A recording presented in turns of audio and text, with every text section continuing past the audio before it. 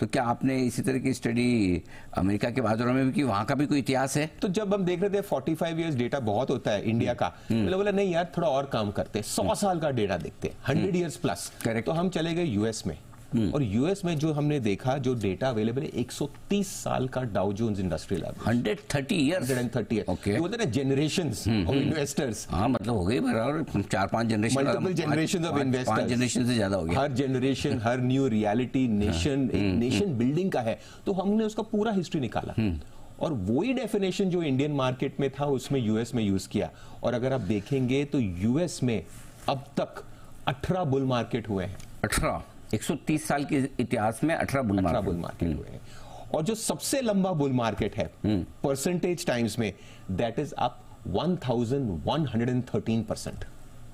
10 गुना index बढ़ा without a 25% correction. 1113%, यानी 11 गुना हो गया आपका।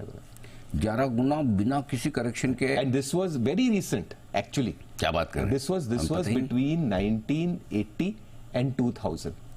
ओह, अभी जो ये बुल रन बना था ये 2000 के जस्ट पहले जो है प्री आईटी रैली वाला, जो नेस्डेक के वक्त। हाँ, तो ये जो था, और ये भी ध्यान रखना चाहिए कि ऐसा नहीं कि यूएस कोई छोटी सी mid cap kind of, it was still the biggest economy, biggest market.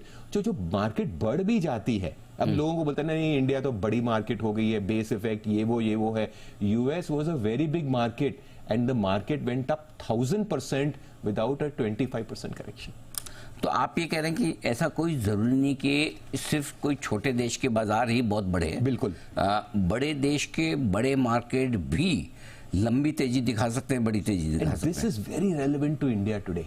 कैसे? हमने ये ही स्टडी जापान में की, हमने यही स्टडी चाइनीज मार्केट्स में की। तो हर कंट्री की जो हिस्ट्री होती है ना, उसमें एक ये समय आता ये समय आता डिकेडल बुल मार्केट जो कहते हैं। मैं ये नहीं कह रहा ये डिकेडल बुल मार्केट इंडिया के बारे में, don't misunderstand, but her country में एक जो कहते हैं ना, एक री रेटिंग हो जाती है। नहीं सर, है, मतलब मेरे ख्याल से आप और हम जैसे हमारी लाइफ टाइम की बात करें, विशिंग, फिंगर्स क्रॉस, तो मेरे ख्याल से इससे बढ़िया समय तो हमने मार्केट का कभी नहीं देखा कि इकोनॉमी इतनी मजबूत हो, कंपनियों की कमाई है, पैसा हमारा डोमेस्टिक मनी, हम बाहर पे नहीं। अच्छा, पहले लाइफ हाई बाहर के बाजार बनाते थे, हम पीछे चलते थे। इस बार हम लीडरशिप हम पहले बनाते हैं। फर्स्ट लाइफ टाइम हमने ये कवर किया था पहले। पॉलिसी स्टेबिलिटी है, मतलब औकात है कंपनी की, साइज है हमारी देश की। तो और यही कारण है हम आज ये टॉपिक कवर कर रहे हैं। हम ये मार्केट को प्रेडिक्ट नहीं कर सकते, आप और मैं, किसी को पता नहीं।